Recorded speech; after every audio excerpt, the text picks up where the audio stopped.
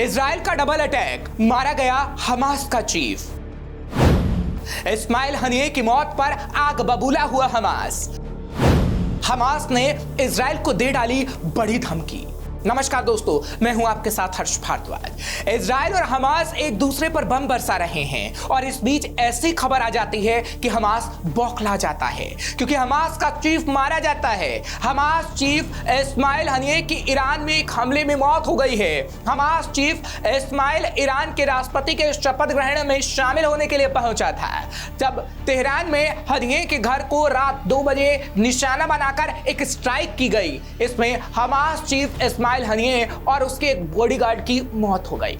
बताया जा रहा है कि हमला इजराइल की तरफ से किया गया है। हनिये की मौत की रिपोर्ट पर इजराइल अब तक चुप है, लेकिन इजरायली हेरिटेज मिनिस्टर अमीचाई एलियाहू ने सोशल मीडिया एक्स पर लिखा कि दुनिया से गंदगी दूर करने का यही सही तरीका है। इन जैसों से निपटने के लिए पीस और सरेंडर एग्रीमेंट बेकार की बातें हैं। हनिये की मौत दुनिया को अच्छा बनाएगी। वहीं दूसरी तरफ हिजबुल्लाह ने दावा किया कि इजराइल ने इस्माइल हनिये को मार डाला। इजराइल ने 7 अक्टूबर के हमले के बाद हनिये और हमास के दूसरे नेताओं को मारने की कसम खाई थी। इस हमले में 1200 इजरायली नागरिक मारे गए थे और 250 को बंधक बना लिया गया था, जिसके बाद इजराइल हमले की बड़ी प्लानिंग बना रहा था कि किस तरह इस्माइल हनिये का खात्मा किया जा सके। दरअसल इस्माइल हनिये ने 2019 में गाजा पट्टी छोड़ दी थी और कतर चला गया था। गाजा में हमास के शीर्ष नेता यह्या सिनवार हैं, जिसने 7 अक्टूबर के हमले की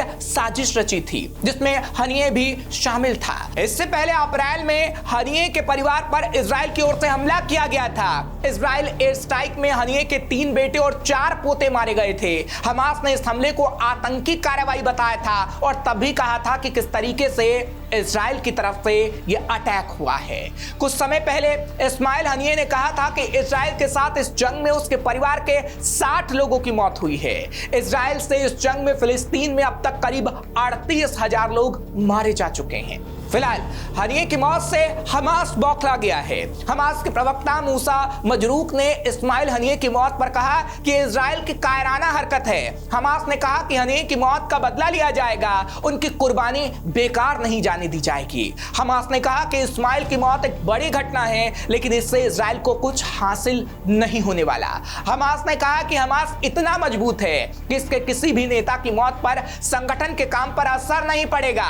हम यरूशलेम को इजराइल से आजाद कराने के लिए कोई भी कीमत चुकाने को तैयार हैं और इजराइल को तबाह करके रहेंगे। कौन था इस्माइल हनिये? हनिये हमास का पॉलिटिकल चीफ था। वह 2017 से हमास का चीफ और पॉलिटिकल लीडर बना था। हमास में बड़े निर्णय वही लेता था। 2021 में उसे दोबारा 4 साल के लिए चुना गया था। हमास में उसे चुनौती देने वाला कोई और नहीं था, इसलिए वो निर्विरोध चुना गया था। हनिये ने 1987 में हमास ज्वाइन किया था।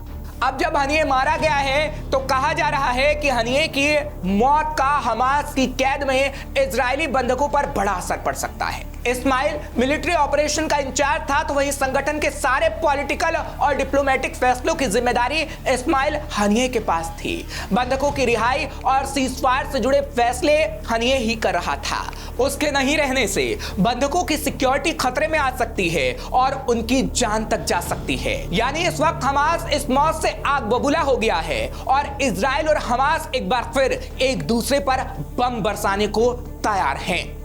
फिलहाल आपकी खबर कैसी लगी हमें कमेंट सेक्शन में जरूर लिखिए। तमाम खबरों के लिए आप देखते रहिए श्रेष्ठ भारत। श्रेष्ठ भारत पर खबरों से जुड़े रहने के लिए चैनल को सब्सक्राइब और लाइक करें, बेल आइकन दबाएं और देखते रहें श्रेष्ठ भारत।